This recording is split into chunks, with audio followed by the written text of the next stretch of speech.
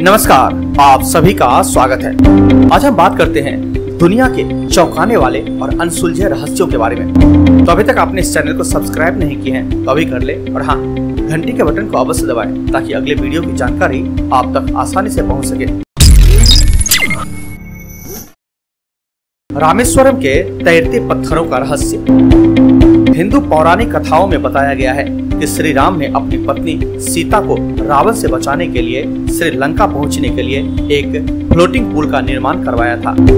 यह floating bridge Ram Setu या Adam bridge के नाम से जाना जाता है। यह पुल पूरी तरह से फ्लोटिंग पत्थरों से बना हुआ है, लेकिन चौंकाने वाली बात यह है कि इस क्षेत्र के आसपास मौजूद सभी पत्थरों में कुछ पत्थर सामान्य स्थिति में हैं, लेकिन जब इन्हें पानी में डालते हैं तो यह तैरते हैं। इसका बहुत ही वैज्ञानिकों द्वारा अध्ययन किया जा चुका है, लेकिन वैज्ञानिक इसके पीछे के रहस्य को अभी तक सबके सामने नहीं ला पा सके। तमिलनाडु का बैलेंसिंग चट्टान, बैलेंसिंग रॉक यानी बैलेंसिंग चट्टान तमिलनाडु के महाबलीपुरम में स्थित है। महाबलीपुरम में एक विशाल चट्टान की तीव्र ढलान पर एक पत्थर रखा हुआ है, जिसे देखने पर यह लगता है कि यह पत्थर कभी भी लुढ़क सकता है। इस चट्टान के 20 फुट ऊपर होने का अनुमान है। यहाँ के लोगों का यह मानना है कि यह भगवान श्री कृष्ण का माखन का मटका था जो आसमान से गिरा है। यह देखने के लिए लोग दूर दूर से आते हैं। पर्यटक यह देखकर आश्चर्यचकित हैं कि यह चट्टान इतने तीव्र ढलान पर स्थिर कैसे रह सकती है। 1908 में अंग्रेजी सरकार ने इसे हटाने की कोशिश भी की थी, लेकिन उनकी यह कोशिश काम नहीं आई। अश्वत्थामा, जिसने महाभारत पढ़ी या देखी होगी उन्हें अश्वत्थामा के बारे में बिल्कुल पता होगा। अश्वत्थामा कौरव और पांडवों के गुरु द्रोणाचार्य के पुत्र थे, जो महाभारत के युद्ध में कौरवों की तरफ से लड़े थे। इनकी एक गलती के कारण भगवान श्री कृष्ण ने इन्हें श्राप दे दिया कि दुनिया के अंत होने तक इनकी आत्मा भटकती रहेगी। आज भी माना जाता है कि अश्वत्थामा की आत्मा भटक रही है। हालांकि इसका कोई प्रमाणित सच नहीं मिलता, फिर भी कई लोगों द्वारा कई जगह पर अश्वत्थामा के देखे जाने का दावा किया गया है। ऐसा ही मध्य प्रदेश के बुरहानपुर शहर से 20 किलोमीटर दूर असीरगढ़ का किला है, जिसके अंदर भगवान शिव का मंदिर है। वहाँ पर अश्वत्थामा को देखे जाने का दावा किया गया है। वहाँ के स्थानीय लोग कहते हैं कि अश्वत्थामा यहाँ पर आज भी भगवान शिव की पूजा करने आते हैं। लोगों का यह भी कहना है कि किले के अंदर एक तालाब भी स्थित है, जहाँ पर अश्वत्थामा पूजा करने से पहले नहाते हैं। वहाँ के स्थानीय लोग कहते हैं कि जिसने भी अश्वत्थामा को अपनी आंखों से देखा, उसके मानसिक स्थिति हमेशा के लिए खराब हो गई। केवल यही नहीं, बल्कि मध्य प्रदेश के जबलपुर शहर के गोरी घाट के किनारे भी अश्वत्थामा के भटकने का दावा लोगों के द्वारा किया गया है। वहाँ के स्थानीय लोग कहते हैं कि अश्वत्थामा अपने सिर पर लगे घाव से निकलने वाले खून को बंद करने के लिए हल्दी और तेल यहाँ के लोगों से मांगते हैं। हालांकि उनके बात में कितनी सच्चाई है उसकी पुष्टि अभी तक नहीं हो पाई है। अश्वत्थामा के भटकने की कहानी आज भी रहस्यमय बन के रह गया है। राजस्थान का भानगढ़ किला। यदि आपने अपने दिमाग से भूत प्रेत और आत्माओं के विचारों को हटा दिया है तो आपको भानगढ़ फोर्ट सोचने को मजबूर कर देगा। यह राजस्थान के अलवर में स्थित है। यहाँ के लोगों और पर्यटकों द्वारा यह भी बताया गया है कि यहाँ पर कुछ संदिग्ध घटनाएं हुई हैं। यह किला सुंदर वास्तुकला, हवेली, मंदिर, खंडहर, उद्यान से सज्जित है। यह लोगों के लिए देखने के लिए भी खुला है और कई पर्यटकों ने यह भी स्वीकारा है कि उन्हें आत्माओं की आहट सुनने को मिली है। यह भी यहाँ पर माना गया है कि जो भी रात में वहाँ गया है वो कभी वापस नहीं आया है। इसे लोग किले का रहस्य मान रहे हैं। भारतीय पुरातत्व सर्वेक्षण ने यहाँ पर एक चेतावनी का बोर्ड भी लगाया है, जिस पर लिखा है कि सूर्यास्त के बाद और सूर्योदय से पहले इस किले में जाने पर प्रतिबंध है।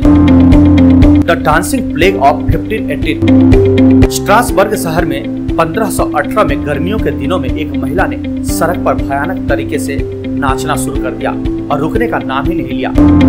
कब दिन से रात हो जाती और कब रात से दिन, लेकिन महिला नाचती ही रहती। इस महिला के साथ एक सप्ताह में 34 अन्य महिलाओं ने भी नाचना शुरू कर दिया।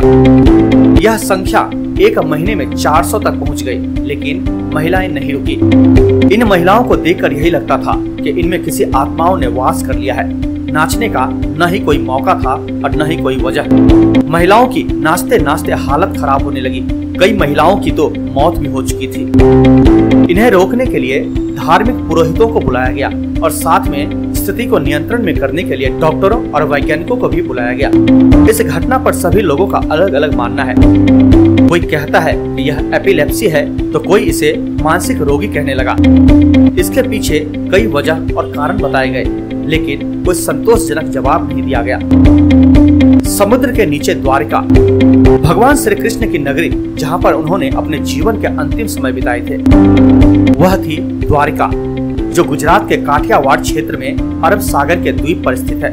द्वारकापुरी का अपना एक धार्मिक, पौराणिक और ऐतिहासिक महत्व है, लेकिन इससे भी ज्यादा यह एक रहस्य से भरा हुआ है।